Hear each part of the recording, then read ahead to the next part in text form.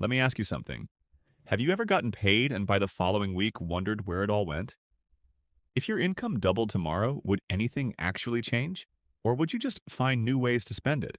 Still counting down the days until the next deposit? This is the story of a man named David, a warehouse loader who believed his paycheck was too small to ever matter, until one ordinary afternoon changed how he saw money for the rest of his life.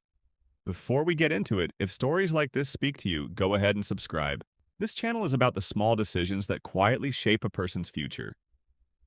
David was 26. He wasn't lazy, not even close. Every morning he was up before 6, catching 2 buses to reach the warehouse, where he spent 10 hours lifting crates, scanning pallets, and sweating through his shirt under fluorescent lights.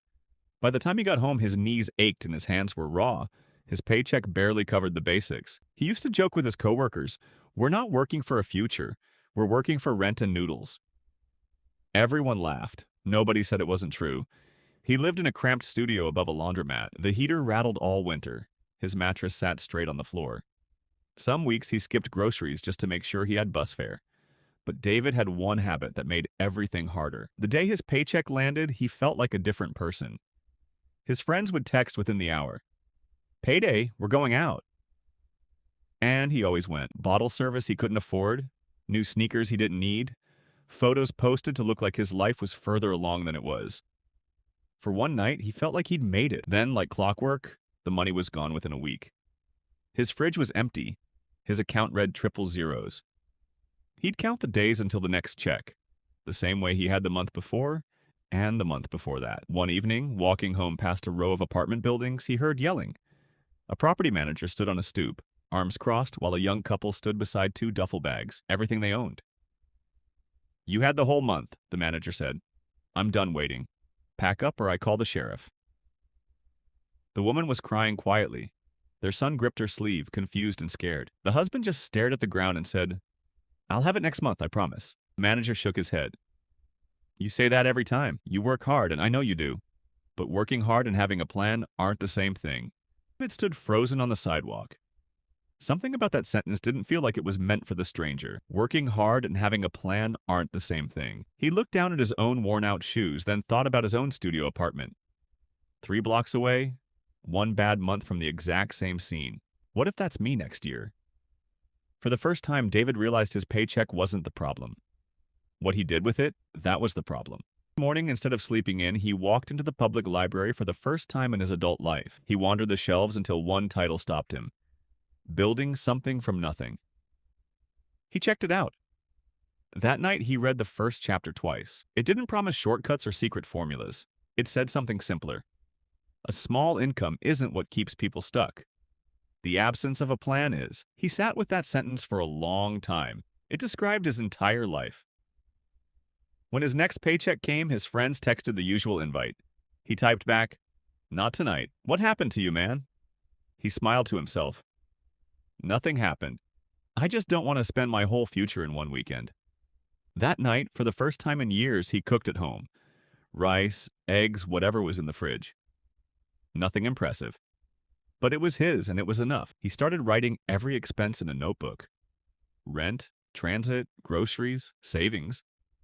For the first time, his paycheck had a destination before it had a chance to disappear. The change was slow. Some mornings he wanted to sleep in. Some Fridays, he almost texted his friends back. Once, standing in a shoe store, he nearly bought a pair he couldn't justify, just to feel like he belonged. Then he pictured the family on the stoop, holding their bags with nowhere to go. He put the shoes back and walked out. If you're still with me, don't just feel bad for David. Ask yourself, which one of his habits sounds familiar to you?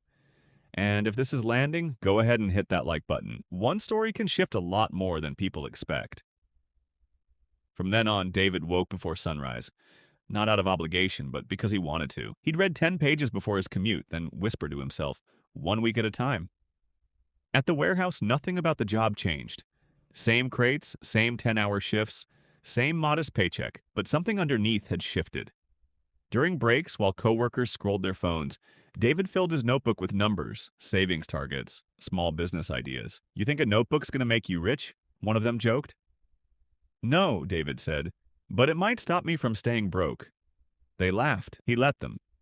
Every payday became the same quiet ritual.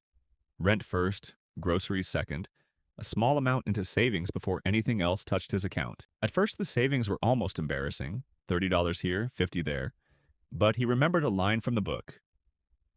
Small savings look meaningless right up until they aren't. A year in, David reached the end of a month with money still in his account. He just sat there staring at the number. Not because it was large, but because it was the first time in his life he'd felt in control of it. His friends kept living the way he used to, celebrating on payday, borrowing before the next one arrived. One night they invited him out again. "You've gotten boring, man."